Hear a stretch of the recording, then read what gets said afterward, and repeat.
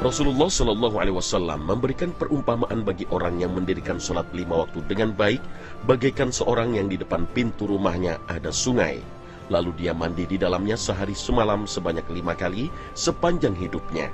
Dengan demikian, apakah akan ada daki di badannya yang akan tersisa? Perumpamaan Rasulullah Shallallahu Alaihi Wasallam sebagaimana diriwayatkan Imam Bukhari ini menunjukkan bahwa sholat yang baik dan khusyuk dapat menghapus dosa-dosa manusia. Kekhusyuan sholat seperti apa yang dimaksud? Apakah kekhusyuan itu jika terganggu, baik gangguan dari orang lain atau dari diri sendiri, bisa mengakibatkan batalnya sholat? Beberapa persoalan penting dalam ibadah yang sering juga selalu mengundang tanya adalah masalah doa. Meskipun Allah Subhanahu wa Ta'ala telah menjanjikan kita bahwa setiap untayan keinginan, harapan, dan permohonan yang jika dipanjatkan pasti diterima Allah Subhanahu wa Ta'ala. Seperti yang disebutkan Rasul Sallallahu Alaihi Wasallam dalam sabdanya, sesungguhnya Rabb kalian maha hidup lagi maha mulia, malu dari hambanya apabila ia berdoa dengan mengangkat kedua tangannya, lalu Allah mengembalikan kedua tangannya tersebut dalam keadaan kosong. Namun ada beberapa hal yang perlu diketahui oleh kaum muslim tentang doa yang sering muncul dalam berbagai majelis. Seperti apakah persoalan-persoalan itu? Nah pemirsa, pagi ini Khazanah akan menjawab untuk Anda.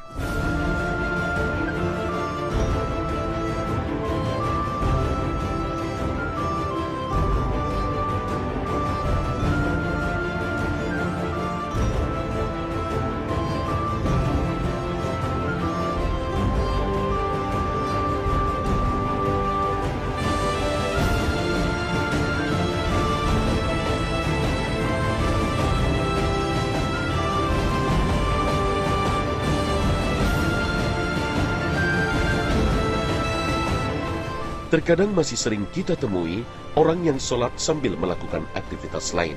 Misalnya, sambil menggendong bayi, memindahkan anak dari satu tempat ke tempat yang lain agar tidak mengganggu jamaah sholat lain. Bukankah yang demikian ini mengganggu kekhusyuan sholat? Jika demikian, bagaimana dengan sholatnya? Apakah tetap sah? Saat sholat dilakukan, diawali dengan niat lalu membaca takbiratul ihram, Allahu Akbar. Maka saat itu, kita harus tenang dan tidak melakukan gerakan apa-apa. Jika terjadi gerakan atau aktivitas gerakan di luar jenis gerakan yang diperintahkan di dalam sholat, misalnya memukul atau berjalan, maka ulama fiqih membagi hukumnya sebagai berikut. Apabila gerakannya terhitung banyak tanpa alasan yang mendesak, maka gerakan semacam ini bisa membatalkan sholat. Adapun jika gerakan yang terhitung banyak itu dilakukan dengan alasan terpaksa atau mendesak dan karena kebutuhan penting, misalnya melangkahkan kaki karena ada binatang berbisa di tempat sholatnya, atau karena dia sholat di kendaraan sehingga membutuhkan gerakan tangan untuk mengendalikan, maka aktivitas gerakan semacam ini tidak membatalkan sholat, dan sholatnya tetap sah. Bahkan, jika saat sholat menggendong bayi, sehingga mengharuskan dirinya memindahkan posisi atau meletakkan bayi saat sujud, lalu menggendongnya lagi saat berdiri, itu pun tak mengapa. Dalam riwayat Bukhari, Nabi SAW pernah mendirikan sholat sambil menggendong cucunya Umamah. Maka ketika hendak sujud, beliau meletakkannya, dan ketika hendak berdiri, beliau mengambilnya kembali. Juga dalam riwayat Abu Daud, Nabi SAW memerintahkan agar membunuh al-aswadain atau ular dan kalajengking walaupun di dalam sholat. Bahkan Imam Abu Daud meriwayatkan Nabi SAW pernah melepas kedua sandalnya dalam keadaan sholat.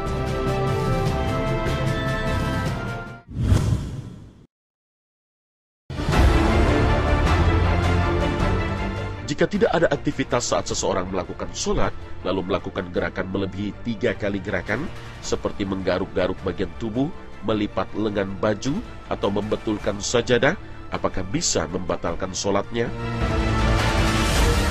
Masalah ini memang sering disalah mengerti oleh sebagian masyarakat. Banyak orang yang berkeyakinan jika melakukan gerakan 3 kali dapat membatalkan sholat. Padahal baik Al-Quran maupun hadis tidak ada yang menyebutkan demikian. Bahkan tidak ada aturan itu. Hanya saja memang ulama menyinggung soal gerakan banyak dalam sholat. Gerakan banyak di sini maksudnya berapa? Berkenaan dengan hal ini, Imam As-Suyuti, seorang ulama mazhab Syafi'i, menyebutkan satu kaidah. Setiap perkara yang didatangkan oleh syariat secara mutlak tanpa batasan, maka ketentuannya dikembalikan kepada uruf atau norma yang berlaku di masyarakat. Imam An-Nawawi bahkan menyebutkan lebih gamblang. Jumlah banyaknya gerakan yang mengganggu sholat tergantung pada pemahaman atau norma yang berlaku di masyarakat. Dengan demikian, seandainya gerakan yang melebihi 3 kali bagi suatu masyarakat dianggap banyak, seorang yang bergerak lebih dari 3 kali tanpa ada kebutuhan yang penting, maka sholatnya kurang sempurna atau bahkan bisa menjadi tidak sah. Dari paparan ini, maka dapat kita ketahui bahwa aktivitas gerakan dalam sholat seperti menggaruk, memperbaiki lengan baju, atau memperbaiki sajadah tidak membatalkan sholat, walaupun terhitung banyak. Dengan catatan, selama gerakan tersebut memang dia lakukan karena kebutuhan, bukan sekedar iseng atau usil.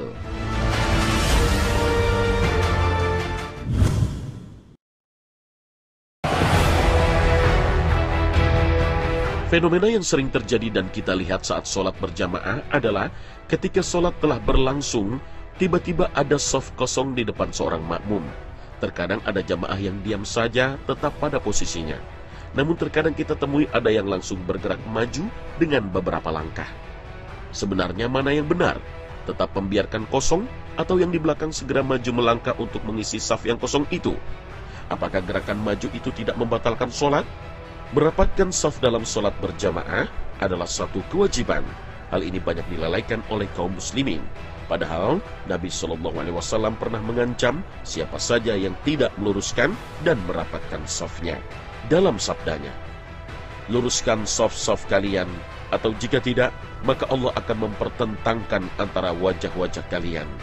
Hadis riwayat Bukhari, Muslim.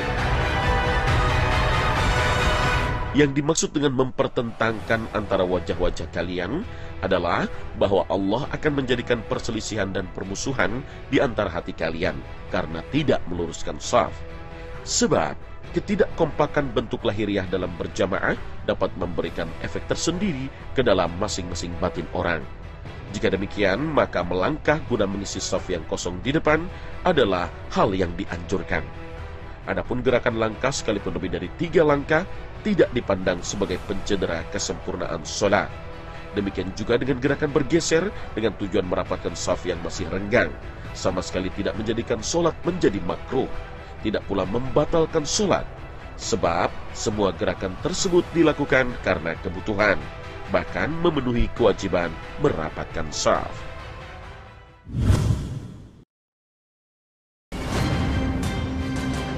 Mungkin karena kurang khusyuk atau karena terlalu khusyuk, seorang imam sholat lupa dengan jumlah rakaat sholatnya.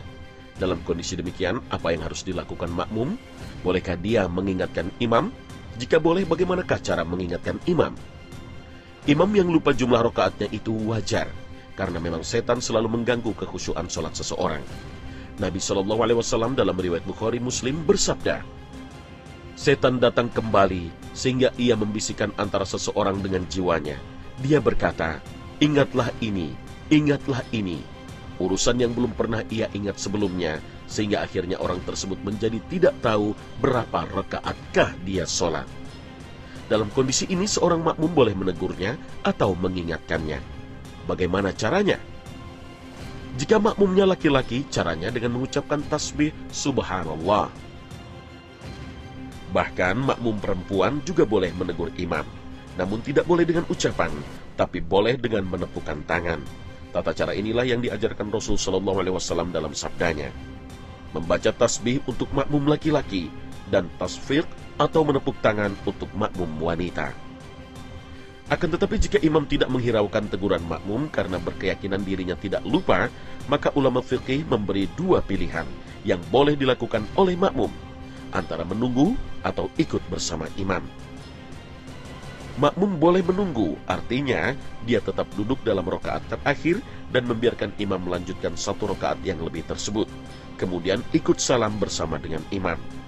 Atau boleh juga makmum mengikuti imam pada rakaat yang lebih tersebut, namun harus disertai keyakinan bahwa rakaat tersebut adalah bagian yang lebih dari imam, dan selanjutnya nanti dia melakukan salam bersama dengan imam. Dua pilihan itu sama-sama boleh dilakukan makmum. Namun yang lebih baik, hendaknya makmum tetap mengikuti imam pada rakaat yang lebih tersebut. Seperti inilah yang dilakukan Nabi dan para sahabatnya. Seperti dalam riwayat Al-Bukhari, saat itu Rasulullah SAW sholat zuhur 5 rakaat. Para sahabat ketika itu mengikuti Nabi dan mereka tidak diperintahkan agar menunggu duduk. Dalam hadis lain, Rasulullah SAW bersabda, "Sesungguhnya seorang imam sholat ditunjuk agar dia diikuti. Bila imam bertakbir, maka bertakbirlah kalian. Dan jika imam ruku', maka rukuklah kalian. Dan jika imam sujud, sujudlah. Dan jika imam sholat berdiri, maka berdirilah kalian." Hadis riwayat Bukhari Muslim. Jika lupa rakaat terjadi pada orang yang sholat sendirian, seperti sholat zuhur misalnya, dia ragu apakah baru rakaat ketiga atau sudah masuk rakaat 4, maka apakah yang harus dilakukan? Ketika orang sholat zuhur ragu dengan jumlah rakaatnya, apakah dia baru memasuki rakaat yang ketiga atau sudah rakaat keempat, maka yang harus dia lakukan ialah membuang rasa ragunya, lalu mengambil keputusan apa yang diyakininya benar. Jika ia yakin baru 3 rakaat, maka harus menggenapkan 1 rakaat lagi. Tapi, jika ia yakin sudah 4 rakaat, maka ia harus mengambil keputusan duduk tasyahud akhir. Nanti sebelum salam, dia melakukan sujud sahwi. Dalam riwayat Muslim, Nabi SAW bersabda, "Apabila kalian ragu di dalam sholatnya, sehingga tidak mengetahui berapa rakaatkah dia telah sholat, apakah 3 ataukah 4, maka hendaknyalah dia membuang keraguannya, dan hendaklah dia mengambil keputusan atas apa yang dia yakini. Lalu kemudian nanti dia sujud 2 kali sebelum salam. Jika ternyata dia sholat 5 rakaat, maka kami genapkan sholat itu baginya. Dan jika ternyata dia sholat 4 rakaat, maka kedua sujud tersebut sebagai hinaan untuk setan." Dari hadis inilah kemudian para ulama menyarikan sebuah kaidah umum. Al-yaqinu la yazalu bisyak. Artinya, sesuatu yang telah diyakini tidak bisa dihapuskan dengan sekedar rasa ragu-ragu.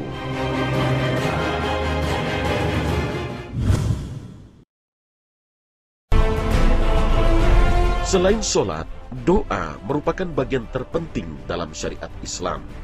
Bahkan ibadah seutuhnya terdapat dalam berdoa. Nabi SAW bersabda, "Doa dialah hakikat ibadah." Hadis riwayat Tirmizi dan Abu Dawud. Lalu seperti apakah tuntunan doa yang diajarkan Rasulullah SAW? Berdoa dianjurkan dengan suara lirih disertai dengan rasa rendah. Allah berfirman, "Berdoalah kepada Tuhanmu dengan berendah diri dan suara yang lembut. Sesungguhnya Allah tidak menyukai orang-orang yang melampaui batas." Al-Quran Surah Al-A'raf ayat 55. Senada dengan ayat ini dalam riwayat Bukhari dan Muslim, diceritakan bahwa para sahabat Nabi saat melewati lembah mereka mengangkat suara berdoa menyebut nama Allah. Lalu Nabi SAW bersabda, "Wahai manusia, fokuslah dalam berdoa atas diri kalian.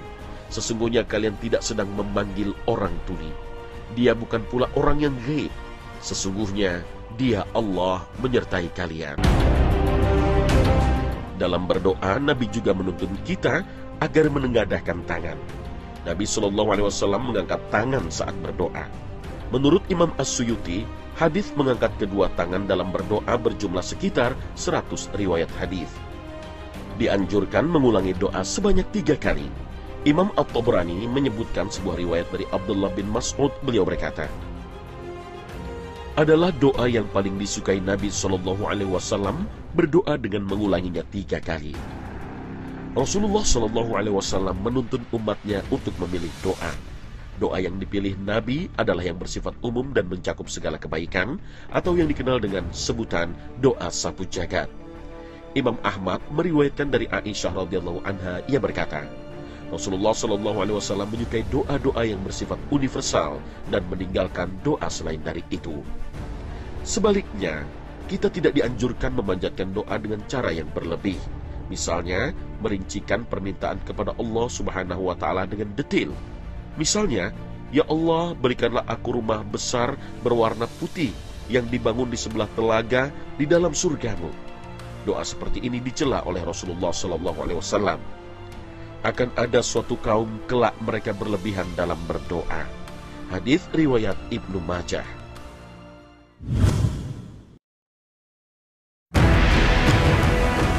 Sudah menjadi tradisi dalam pergaulan di masyarakat kita untuk saling meminta doa. Seperti misalnya jika tengah tertimpa musibah atau sedang mendapatkan anugerah, biasanya orang sering mengatakan, "Tolong doakan kami."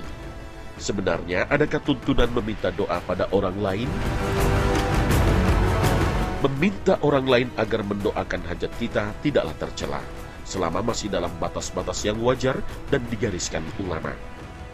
Inilah makna dari kisah yang disebutkan oleh Imam Abu Daud dan lainnya, bahwa ketika Umar pamit kepada Nabi untuk berangkat umrah, Nabi pun mengizinkannya. Lalu Nabi bersabda, "Wahai saudaraku, jangan lupakan kita dalam doamu." Meminta doa dari orang lain, hakikatnya mengajak orang yang dimintai doa ke dalam kebaikan. Sebab doa seorang muslim untuk saudaranya yang lain adalah salah satu cara terkabulnya doa. Sebab malaikat akan ikut mendoakannya. Dalam riwayat Muslim dan lainnya, Nabi SAW bersabda, "Tidaklah seorang hamba yang muslim berdoa untuk saudaranya dengan tanpa diketahui oleh saudaranya, kecuali malaikat akan berkata, 'Dan untukmu seperti yang kamu doakan.'" Namun begitu, berdoa sendiri secara langsung kepada Allah Subhanahu wa Ta'ala lebih dianjurkan Rasul SAW, dan hal itu lebih utama. Dan Tuhanmu berfirman, "Berdoalah kepadaku, niscaya akan kuperkenankan bagimu. Sesungguhnya orang-orang yang menyombongkan diri dari menyembahku akan masuk neraka jahanam dalam keadaan hina-hina." Al-Quran Surah Al-Ghafir ayat 60. Dalam ayat lainnya Allah juga berfirman, "Aku mengabulkan permohonan orang yang berdoa apabila ia memohon kepadaku, maka hendaklah mereka itu memenuhi segala perintahku, dan hendaklah mereka beriman kepadaku, agar mereka selalu berada dalam kebenaran." Al-Quran Surah Al-Baqarah ayat 186. Kedua ayat ini merupakan landasan perintah agar hendaknya setiap muslim berdoa meminta hajatnya secara langsung kepada Allah Subhanahu wa Ta'ala. Menguatkan hal ini, Nabi SAW bersabda, "Tidak ada apapun yang lebih mulia di sisi Allah selain dari doa." Hadis riwayat Tirmizi. Kemuliaan tentunya tidak kita wakilkan kepada orang lain, namun hendaknya kita raih dengan usaha sendiri. Wallahu a'lam.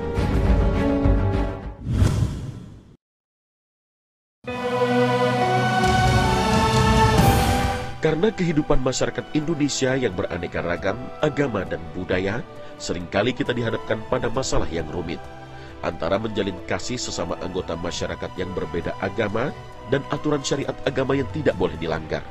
Apalagi jika perbedaan itu terjadi di dalam satu keluarga. Lalu bagaimana hukum mendoakan orang non-muslim, baik keluarga maupun orang lain? Mendoakan orang non-muslim, baik keluarga maupun tetangga atau siapapun dia, hukumnya tergantung dengan tujuan atau isi dari doanya.